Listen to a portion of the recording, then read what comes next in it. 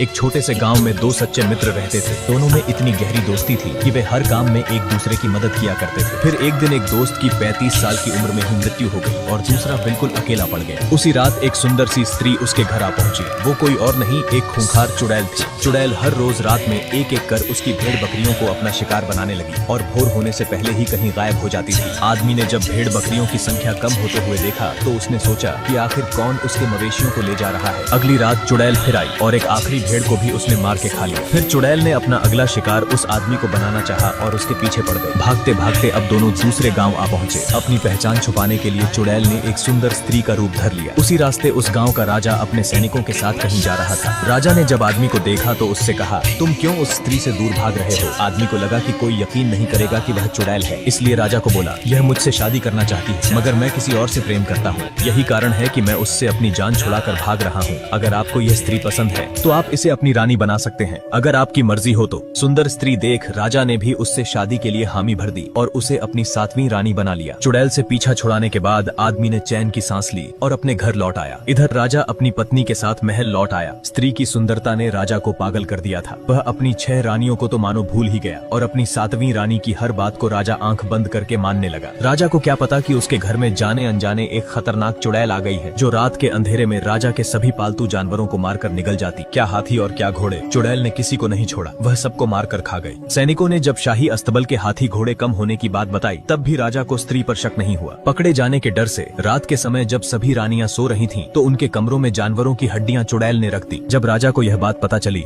तो उसने अपनी 6 रानियों को चेतावनी दी, मगर बीच में चुड़ैल ने आकर राजा के कान भर दिए और राजा ने भी बिना सोचे समझे अपनी 6 रानियों को एक कुएं में फिकवा दिया। जिस कुएं में रानियों को फिकवाया था, भगवान की दया से उसका पानी जल्दी सूख गया। अब कुएं में फंसी सभी रानियां भूख और प्यास से बेहाल थीं। कुछ दिनों बाद 6 में से एक रानी ने एक बेटी को जन्म दिया। तब बाकी 5 रानियों ने कहा, बहन चलो इसे खाकर अपनी भूख मिटा लेते हैं। फिर रानियों ने मिलकर उसे मार दिया और उसके टुकड़े कर सब अपने अपने हिस्से का मांस खाने लगी, मगर एक रानी ने मांस के टुकड़े को छुपा कर रख लिया। कुछ दिनों बाद उन 5 रानियों ने फिर से एक एक लड़की को जन्म दिया और पिछली बार की तरह ही वे सब उसे मारकर अपने अपने हिस्से का मांस खा गयी। कुछ और महीने बीत गए। फिर सबसे छोटी रानी ने भी एक बालक को जन्म दिया और जब वह 5 साल का हो गया तब बाकी 5 रानियों ने उससे कहा, चलो अब इसके छोटे छोटे टुकड़े करके हम सब में बांट दो, क्योंकि जीवित रहना है तो हमें इसे खाना ही पड़ेगा। तब छोटी रानी ने छुपाए हुए मांस के टुकड़े को निकाला और सबसे कहा, ये लो मेरे हिस्से के वो मांस के टुकड़े, ये सब तुम खा लो मगर मेरे बच्चे को छोड़ दो। फिर सभी 5 रानियों ने इस बात पर सहमति जताई और वह मांस के टुकड़े लेकर उन्हें खा गयी। दिन बीते,